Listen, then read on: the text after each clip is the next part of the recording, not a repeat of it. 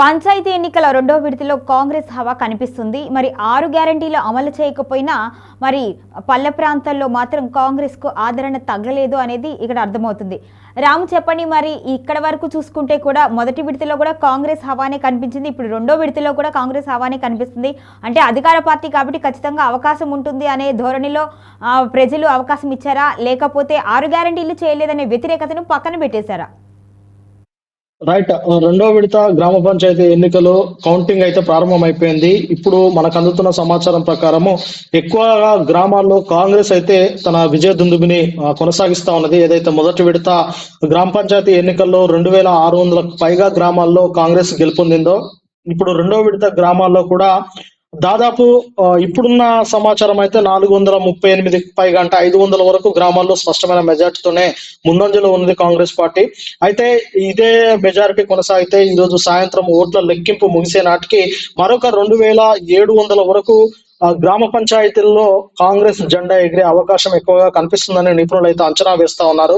అయితే దీనికి గల ప్రధానమైన కారణము అధికారంలో కాంగ్రెస్ పార్టీ ఉండడము ఒకటైతే, కాంగ్రెస్ పార్టీ బలపరిచిన అభ్యర్థులు విచ్చలవిడిగా డబ్బులు పంచారు, మద్యం పంచారు అన్న ఆరోపణలు అయితే బీఆర్ఎస్ పార్టీ చేస్తూ ఉన్నది. అందుకే అంటే పోల్ మేనేజ్మెంట్ ను కాంగ్రెస్ పార్టీ సమర్థవంతంగా నిర్వహించింది కాబట్టి ఆ పోల్ మేనేజ్మెంట్ కు సంబంధించిన ఓటు బ్యాంక్ అనేది కాంగ్రెస్ కు మరలినట్లయితే కాంగ్రెస్ కు ప్లస్ పాయింట్ అయిందని నిపుణులు అయితే భావిస్తా ఉన్నారు. అంటే ఏ పార్టీ ఇటు కాంగ్రెస్ మాత్రమే కాదు, బీఆర్ఎస్ పార్టీ అధికారంలో ఉన్నప్పుడు కూడా ఇలాంటి కొన్ని వ్యాఖ్యలు అయితే వినిపించాయి. ఏ పార్టీ అధికారంలో ఉన్న స్టేట్ లో ఏ పార్టీ ఉన్నా ఖచ్చితంగా గ్రామ పంచాయతీ అలాగే లోకల్ బాడీ ఎన్నికలకు సంబంధించి ఏదైనా ఎన్నికలు జరిగినప్పుడు ఆటోమేటిక్ గా దాన్ని కలిసి వచ్చే అవకాశాలే 60% ఉంటాయి. కాబట్టి దాన్ని వినియోగించుకోవడంలో కాంగ్రెస్ పార్టీ సక్సెస్ అయింది. అందుకోసమే ఈ ఫలితాలు అనేది అయితే స్పష్టంగా కనిపిస్తా ఉన్నది. అయితే మొదటి దశ ఎన్నికల్లో, అంటే మొదటి విడత ఎన్నికల్లో ఎన్ని గ్రామాల్లో సాధించిందో, ఇక రెండో విడత ఎన్నికల్లో కూడా దాదాపు 24 నుండి 2700 గ్రామాలు, 2400 నుండి 2700 గ్రామాల్లో కాంగ్రెస్ విజయం సాధించే అవకాశము చాలా స్పష్టంగా కనిపిస్తా ఉన్నది. ఇది ఖచ్చితంగా ఆ లోకల్లో ఉన్న ఏదైతే నియోజకవర్గాల్లో ఉన్న ఎమ్మెల్యేలు సైతం గ్రామంలో తిరిగి తమ బలపరిచిన అభ్యర్థి తరపున ప్రచారం చేస్తా ఉన్నారు.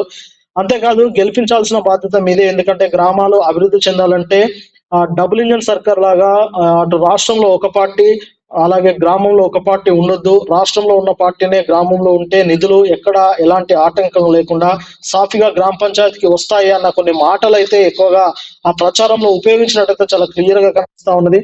ఇంకా కొన్ని గ్రామాల్లో సర్పంచ్ అభ్యర్థుల తరపున ప్రచారం చేస్తున్న ఎమ్మెల్యేలు అయితే కొంత బెదిరింపులకు కూడా పాల్పడ్డట్టు తెలుస్తా ఉన్నది. ముఖ్యంగా బెదిరింపుల వరకు కాంగ్రెస్ పార్టీ ఎమ్మెల్యేలు అలాగే వీరంతా ఎందుకు వెళ్లాల్సి వచ్చింది అనేది చూసుకున్నట్టయితే, ములుగులో ఏటూరు నగరానికి సంబంధించిన ఒక గ్రామంలో, ఏటూరు నగరం గ్రామంలో అక్కడ బీఆర్ఎస్ అభ్యర్థి అత్యధిక భారీ మెజారిటీ తోటి గెలవడం తోటి ములుగులో సీతక్క ఓడిపోయింది, సీతక్కపై అభ్యర్థి గెలిచింది అన్న ఒక ప్రచారాన్ని అయితే బీఆర్ఎస్ పార్టీ శ్రేణులు విపరీతంగా చేసుకుంటూ వచ్చారు. సోషల్ మీడియాలో విపరీతంగా దాన్ని ట్రెండ్ చేశారు. తద్వారా ఆ ములుగు ఎఫెక్ట్ అనేది ఖచ్చితంగా రాష్ట్ర రాజకీయాల పైన, రాష్ట్ర ప్రభుత్వం పైన కూడా పడే అవకాశం ఉన్నదని విశ్లేషకులు భావిస్తా ఉన్నారు. కాబట్టి ఈ నేపథ్యంలో సీతక్కకు ఎదురైన పరాభవం ఏ ఎమ్మెల్యేకు, ఏ మంత్రికి కూడా ఎదురు కావద్దని ఎమ్మెల్యేలు, మంత్రులు అన్ని విధాలుగా ప్రయత్నాలు చేస్తా ఉన్నారు. అంటే పంపకాల నుంచి బెదిరింపడాలకు కూడా వారు తెగబడ్డట్టు తెలుస్తా ఉన్నది. కానీ ఏది ఏమైనా కాంగ్రెస్ పార్టీకే గ్రామస్తులు పట్టం కడుతున్నారనేది చాలా స్పష్టంగా కనిపిస్తున్నది. అయితే 6 గ్యారెంటీలు కాంగ్రెస్ ప్రభుత్వం ఇచ్చిన 420 హామీలు అన్ని అమలయ్యాయి అంటే నిజానికి అన్ని అమలు కాలేదు. ఒక రకంగా చెప్పాలంటే ఏ ప్రభుత్వానికి హామీలు, అంటే ఎన్నికల క్యాంపెయినింగ్ లో ఇచ్చిన హామీలు నెరవేర్చడం, 100% నెరవేర్చడం ఏ ప్రభుత్వానికి సాధ్యం కాని పని అనేది ఇది అందరికీ తెలిసిన ఒక సత్యమే. అయినప్పటికీ వారు ఇచ్చారు కాబట్టి ఖచ్చితంగా ఇటు ప్రతిపక్షాలైనా, మీడియా అయినా, ఇతర ప్రజానికమైనా అడుగుతూ ఉంటారు హామీలను అమలు చేయండి అని. ఈ నేపథ్యంలో 6 గ్యారెంటీలు అనేది అంటే 6 గ్యారెంటీల పథకాలను ప్రజల్లోకి దగ్గరకు తీసుకొచ్చి ఖచ్చితంగా మేము అమలు చేస్తాము అన్నట్లు 100 రోజుల్లోనే అమలు చేస్తాం అన్నట్లు ఆ రేవంత్ రెడ్డి సర్కార్ అయితే చెబుతూ వచ్చింది. తద్వారానే ఆ రాష్ట్ర ప్రభుత్వాన్ని కూడా స్థాపించింది. కానీ 100 రోజుల్లో అమలు కాలేదు.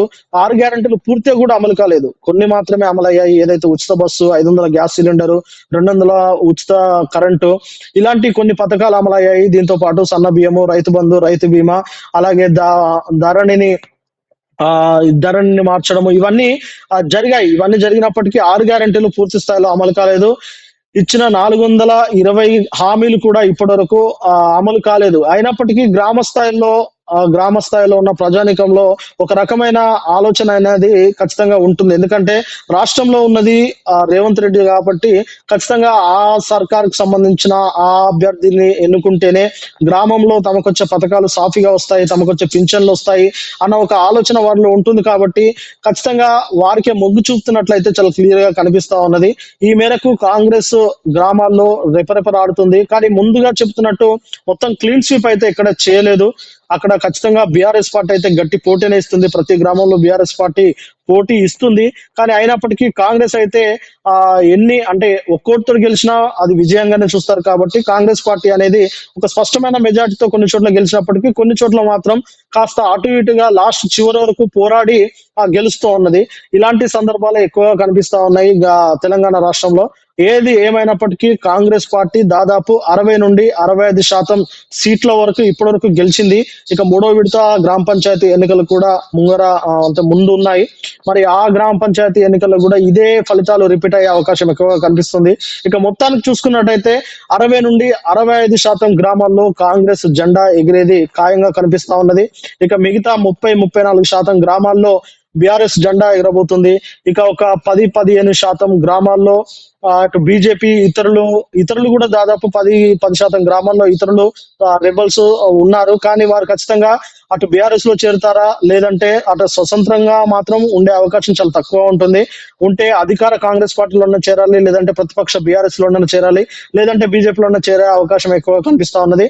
మరి ఇక ఎన్నికల ప్రక్రియ డిసెంబర్ 17 తోటి పూర్తిగా వస్తుంది. కాబట్టి ఇక డిసెంబర్ 18 తర్వాత మనకు క్లియర్ గా దీనిపైన ఒక డేటా వచ్చే అవకాశం అయితే కనిపిస్తా ఉన్నది. గౌరీ.